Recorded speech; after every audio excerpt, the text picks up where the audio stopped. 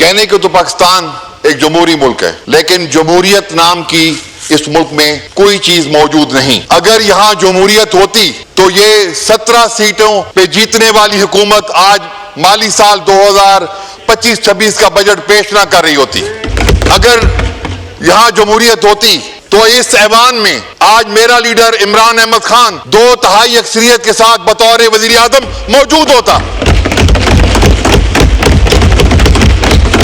जनाब स्पीकर, मौजूदा हुकूमत ने IMF का बजट पेश किया जिसके अंदर मुल्क में बसने वाली अवाम के लिए, अवाम की फलाह बहबूद के लिए कुछ भी न रखा गया है। इस बजट में हर लिहाज से पाकिस्तान की मईशत का गला घोंटा गया है। ज़राअत और इंडस्ट्री को चलाने के लिए नहीं बल्कि इसको बर्बाद करने के लिए इकदाम किए जा रहे हैं। टैक्स वसूल करने के लिए जो इख्तियारात हुकूमत टैक्स अफसरान को देने जा रही है, इससे खौफनाक करप्शन के नए दरवाजे खुलेंगे। जनाब चेयरमैन, 3 साल कबल इमरान खान के दौर में बिजली और पेट्रोलियम मसनूआत की कीमतों का आज के दौर से अगर आप मुआवजा करें तो तमाम हकीकत खोल के सामने आ जाती है। ज़राअत इस मुल्क में रीढ़ की हड्डी की हैसियत रखती है। बिजली, पेट्रोलियम, खाद, ज़री अद्वियात के निरखों में होशरबा इजाफे ने किसान की कमर तोड़ के रख दी है। और फिर उस पर सितम ज़रीफी ये है कि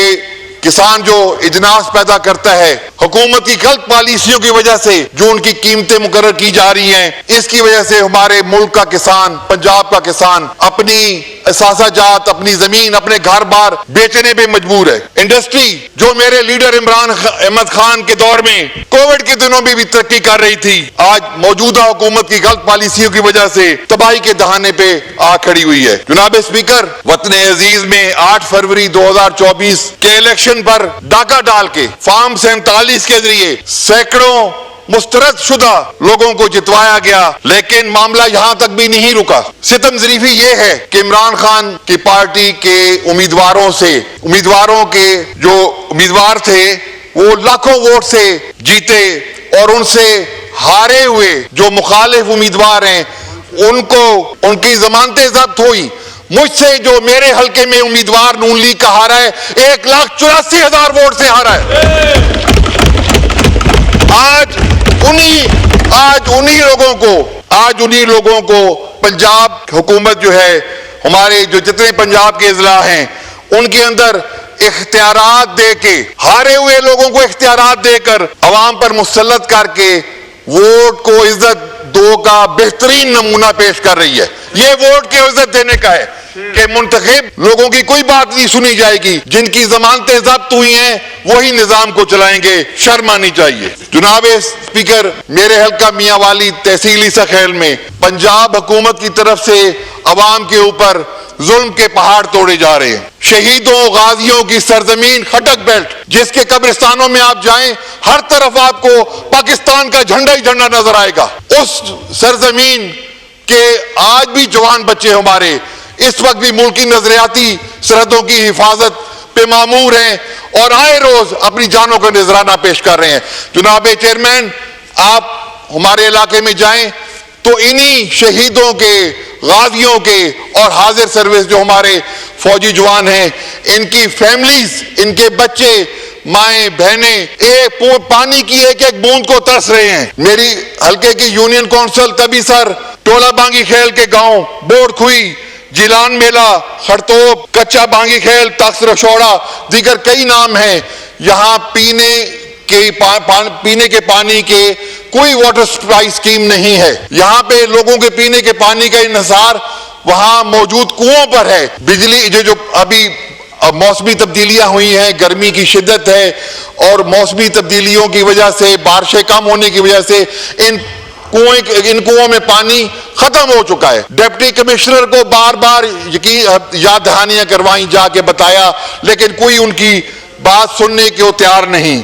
इसी तरह नीचे अगर इन 2 यूनियन काउंसिल से पहाड़ से नीचे आए तो जो बाहरी दीगर देहात हैं, टोला मंगली, चापरी, नासरी वांडा, बंजारी, सुल्तान खेल, सोडरी, गाजीवाल, गर्जे के ईसा खेल तक, और इसी तरह जो मेरे सूबाई दूसरा हल्का है दरिया से مشرق کی طرف، وہاں پہ بنی اغوان، باڑی، تھانہ چکرالا کا پورا علاقہ، موسیٰ خیل کے مضافاتی علاقوں میں آئے روز واٹر سپلائیز کے کنیکشن کارڈ کے وہاں پہ کربلا قائم کی جاتی ہے اور کوئی سننے والا نہیں۔ جناب چیئرمین، ماڑی گیس ہمارے علاقے میں کام کر رہی ہے اور سی ایس آر کا جو فنڈ ہے وہ اس علاقے میں بسنے والے عوام کا اس کے اوپر حق ہے، اور وہ فنڈ کہاں گئے آج تک ہمیں کوئی بتانے کے لیے تیار نہیں۔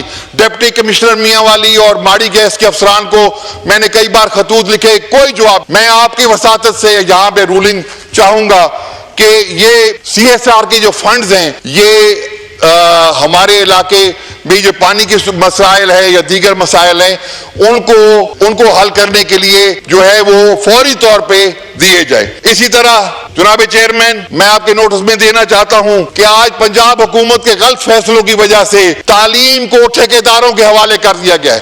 ہمارے جن سکولوں کو ٹھیکیداروں کے حوالے کیا گیا، وہاں جو انہوں نے اساتذہ بھرتی کیے ان کی تنخواہیں 3,000 سے 7,000 روپے تک ہیں۔ اب آپ خود بتائیں کہ جب جو بندہ 3,000 سے 7,000 روپے تنخواہ لے رہا ہوگا اس کا اپنا تعلیمی معیار کیا ہوگا اور وہ کیا پڑھائے گا؟ یہ ملک کو تباہی اور بربادی کی طرف لے کے جا رہے ہیں۔ ہاسپٹلز کو بھی ٹھیکیداروں کے حوالے کر دیا گیا ہے۔ یہ پنجاب حکومت جس کے اتنے ہر طرف چرچے کیے جا رہے ہیں، یہ تباہی کے وہ دروازے ہیں جو پنجاب حکومت نے پنجاب میں رہنے والوں کے لیے کھولے ہیں۔ ٹھیکیداروں کے حوالے جو ہاسپٹلز کیے گئے ان کے جا کے حالات دیکھیں، آپ حیران ہوں گے سن کے کہ ریویمپنگ کے نام پر ٹھیک ٹھاک عمارتوں کو دوبارہ توڑ کے ان کے اوپر کروڑوں اربوں روپے لگا دیے گئے، لیکن آج ان عمارتوں میں نہ ڈاکٹر ہے، نہ ادویات ہیں اور نہ ہی صحت کی کوئی سہولیات ہیں۔ جناب چیئرمین، تحریک انصاف کے دور میں عمران احمد خان نے میاں والی کو مدر اینڈ چائلڈ ہاسپٹل کا تحفہ دیا جو اس پسماندہ علاقے کے لیے ایک بہترین تحفہ تھا، لیکن بغض عمران میں اس حکومت کے آنے کے ساتھ ہی اربوں روپے کے اس منصوبے کو ختم کر دیا گیا اور اس میں جو سہولتیں میسر تھیں انہیں روک دیا گیا۔ اسی طرح ڈی ایچ کیو ہاسپٹل کی توسیع کا کام پر کروڑوں روپے خرچ ہوئے، اس کام کو بھی روک دیا گیا اور وہ کروڑوں روپے بھی ضائع ہو گئے۔ نرسنگ کالج کا منصوبہ تھا وہ بھی ٹھپ کر کے رکھ دیا اور جو اس پہ پیسہ خرچ ہوا وہ بھی ضائع ہو رہا ہے۔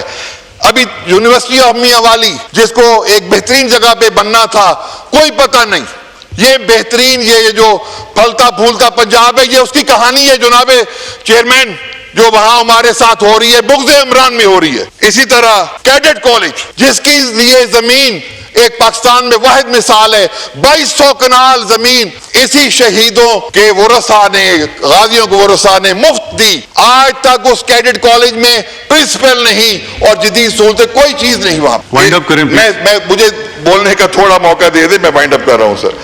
اچھا جناب اسپیکر، ضلع میاں والی ایک ہارڈ ایریا ہے، ہمارا پانی جو ہے زیر زمین وہ 500 سے 700 800 900 فیٹ نیچے چلا گیا ہے، وہاں پہ زراعت ختم ہو کے رہ گئی ہے۔ میرے ضلع میں 1200 میگا واٹ بجلی چشمہ نیوکلیر پاور پلانٹ سے پیدا ہو رہی ہے، اسی طرح 200 میگا واٹ بجلی جو چشمہ برج ہے اس کے اوپر ہائیڈرو پاور ہے، اور 190 میگا واٹ جناح بیراج پہ ہے۔ 1600 میگا واٹ بجلی میاں والی پیدا کر رہا ہے، اور آج میاں والی کا جو کسان ہے اس کو بجلی کا ریٹ 50 روپے دیا جا رہا ہے، اور وہ آج اپنی زمینیں بنجر کرنے پہ مجبور ہے اور اس کے اوپر زندگی تنگ کر دی گئی۔ اسی طرح جناب چیئرمین، ہمارے علاقے میں ہر سال سیلاب آتا ہے، اور یہ جو ہمارا نالا بڑوچ ہے، چچالی ہے، یہ تباہی مچاتی ہیں۔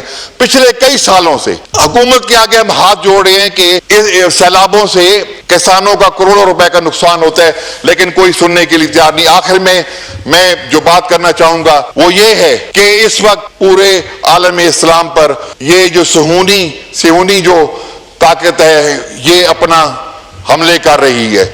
فلسطین کو تہس نہس کیا، اب ایران پہ اوپر چڑھ دوڑے ہیں، اور جو مجرمانہ غفلت، مجرمانہ خاموشی ہم نے اختیار کر رکھی ہے، یہ کوئی نہ سمجھے کہ فلسطین ختم ہوا پھر آج ایران پہ حملہ ہوا، تہران کو ختم کریں گے تو پھر پاکستان کا نمبر نہیں آئے گا۔ بالکل آئے گا۔ ہمیں اس وقت ایک ہونے کی ضرورت ہے۔ جناب چیئرمین، جب پچھلے ماہ ہندوستان نے پاکستان کے اوپر اٹیک کیا تو میرے جیل میں بیٹھے ہوئے لیڈر نے عمران خان نے اپنی پارٹی کو ہدایت دی کہ آپ کھڑے ہو جائیں. ہم اپنی افواج کے ساتھ کھڑے ہو گئے. میرا لیڈر عمران خان محب الوطن شخص ہے اور اس وقت پاکستان کو یکجہتی کی، پاکستان کو ایک مضبوط طاقت کی ضرورت ہے، اکٹھا ہونے کی ضرورت ہے.